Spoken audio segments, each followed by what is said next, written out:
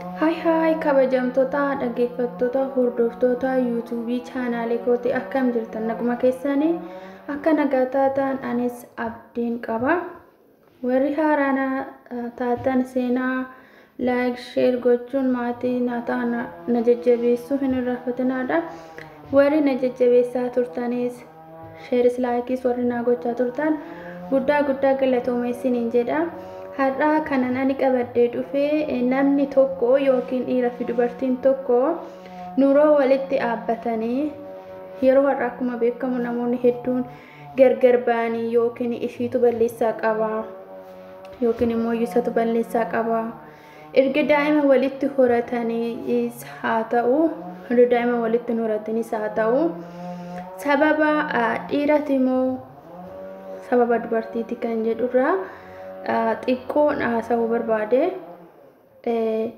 Inni biraa erga fuudhee daa'ima horatee ishiin haadha daa'imaa taatee nuuroo keessa seentee daa'imni isaanii jajjabaates haa ta'u hurraas haa ta'u erga daa'ima deesseen booda jennu jalalti inni jalqaba qabuuf suni sababa rakkoo ishiitirraan kan ka'e moo waratiitu dhumee jalalli isaanii inni jalqabaa suni akkasumatti maaliif itti fufnee rakkoo nama kamiiti kan jedhu dhiira moo dubartii bira rakkinni jira kan jedhu an akka yaada kootitti dhiira biras ni jira dubartii biras ni jira.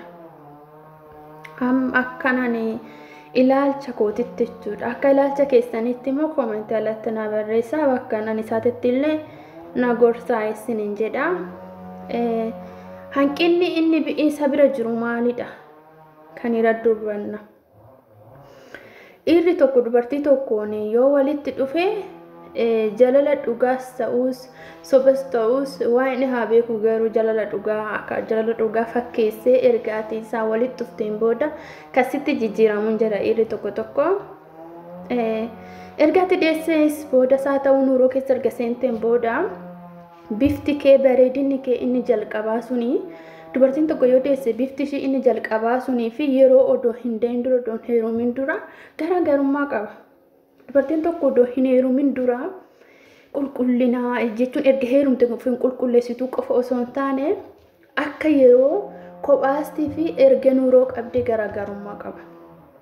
Sababni isaa dubartiin tokko dura waa'ee nuuroo yaaddu, waa'ee daa'ima ishii yaaddu, waa'ee jiruu ishii hin yaaddu, jireenya dhuunfaa ishiitti kan jiraattu bakka akka nama kamiittu yeroo qabdi. Erga nuuroo keessa seenteen booda garuu iyyuu daa'ima ishiitiif yaaddi, nuuroo ishiitiif yaaddi. Boru kanaan kana hojjedhe har'a kana hojjedhe boru maalan hojjedhe jettee yaaddi. Baay'ee yaaddi. Akka yeroo jalqaba maatii bira jirtu sanii miti. Erga maatii keessaa baatee dubartiin tokko kophaatti nuuroo horatte waa hedduu yaaddi. Hin assaabdi. Waa hedduu bakka daa'ima ishee akkamittan guddifadhaa, akkamittan barsiisaa, uffata akkamii uffachiisuun qaba. Wantoota garaagaraa yaadde jechuudha. Sa'aatii sanitti yaaduudhaan dhiphachuudhaan wantoota garaagaraa keessatti eegshiin bakka wantoota garaagaraati kan yaaddu jechuudha. Dubartiin yeroo jalqaba maatii bira jirtuu fi erga heerumte bifti ishii garaagarummaa qaba. Qaamni ishii odoo hin deenduraa fi erga deesse garaagarummaa qaba. Bifti ishii jechuudha. Sa'aatii sanitti bifti ishii jalqabaa sila jijjiiramee dhiirri tokko dubartii biraa warreen hin heerumne isheenii karaarra deeman haa ta'u isheen manaa isaaniitti warra alaa sallaalu. Maaliif bifti ishii jalqabaa sun akka duraa sanii miti jechuudha. Dhugaa dubbachuuf dhiira jechuun bakka ani maal jedhee tanas sitti hima. Dhiira hundaa miti.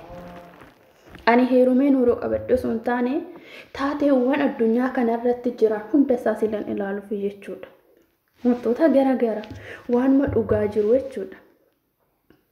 Maaliif itti jijjiiramaa ishee wajjin nuuroo horattee bifti ishii duraanii sunillee kan dhume sababa nuuroo isheetiin. Dubartiin tun ikkoo ijoo ofiishiitti zanaafataa jettee uffattee diddiqattee akka nama kamiitti rifeensa ishee maashiniidhaan hojjetattee deemuun wallaalle.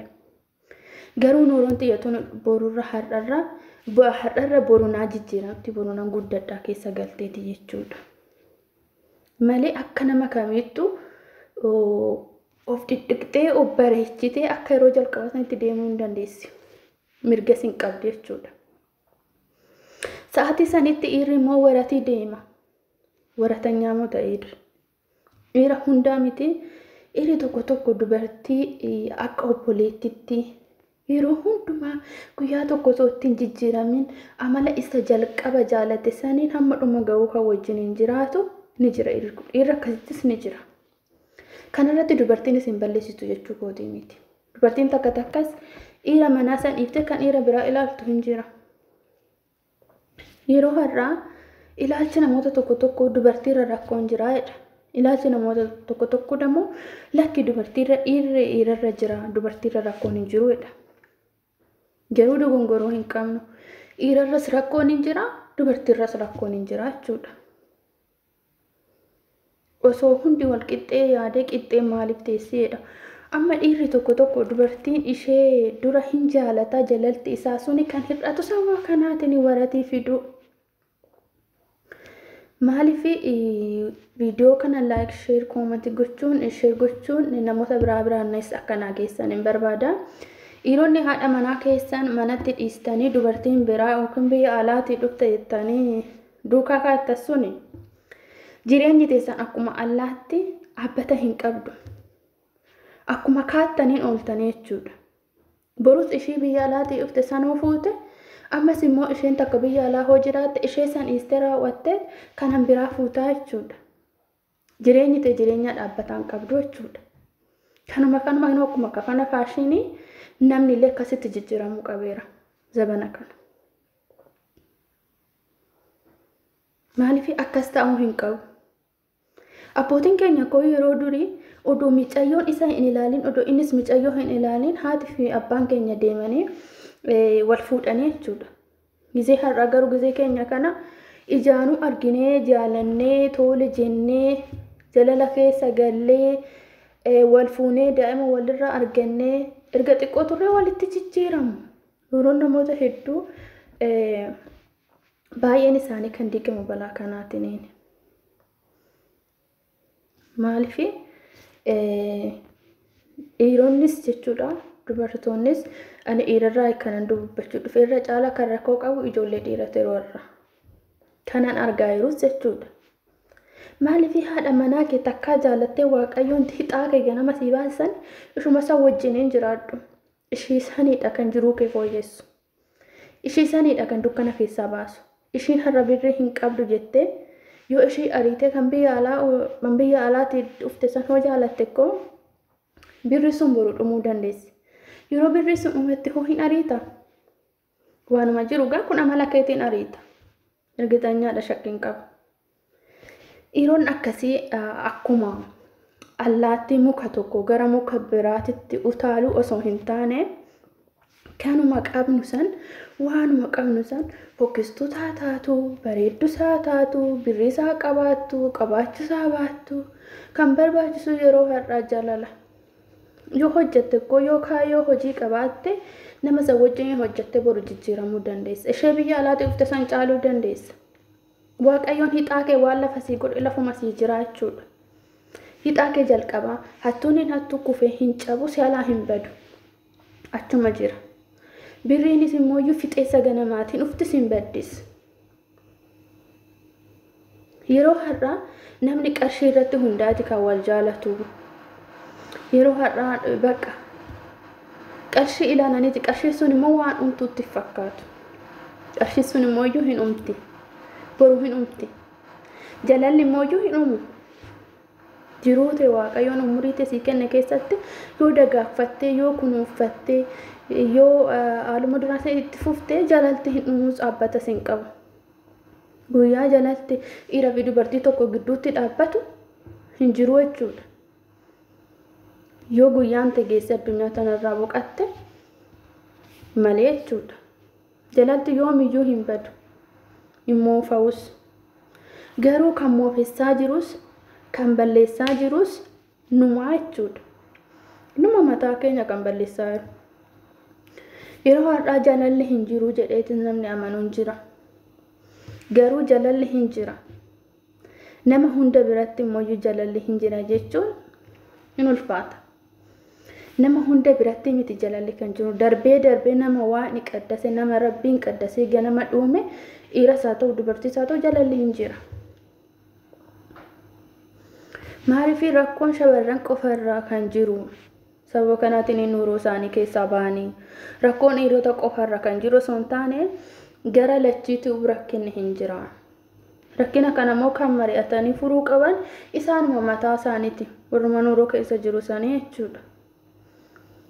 Silazii jaalalli hin jiru warri jettanii amantanis jaalalli guutuutti akka durii isaaniitti akka abbootii keenya isaaniitti jiraachuus baatu darbee namoota lama gidduutitti jaalalli dhugaa ni jira jechuudha. Jaalalli dhugaa ni jira. Jaalalli dhugaa kan balleessus, kan dagaagsus, kan guddisus numa mataa keenya. Innaa viidiyoon ani har'a hojjedhe gabaabsee isiniif ibsu silan barbaade fiijee dhiira lama shamarree fi dhiira tokko gidduutitti jaalalli jalqabaa isaan wal jaalatanii erga walitti dhufaniin booda rakkina maaliitiin kan gargar ba'an kan jedhu tokko wal kabajuu dhiisuu, wal tuffachuu, wal kabajuu dhiisuu, wal tuffachuu fi qinaatiin kuni sadeen jechuudha.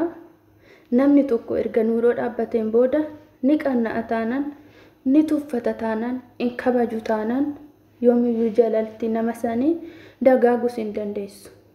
Itti fufuus hin dandeessu jechuudha. Guyyaa biraa viidiyoo biraatiin amman deebi'ee dhufutti nagaan turaa, ittan fufaa, na jajjabeessaa. Baay'ee sin jaaladha, sinan kabaja.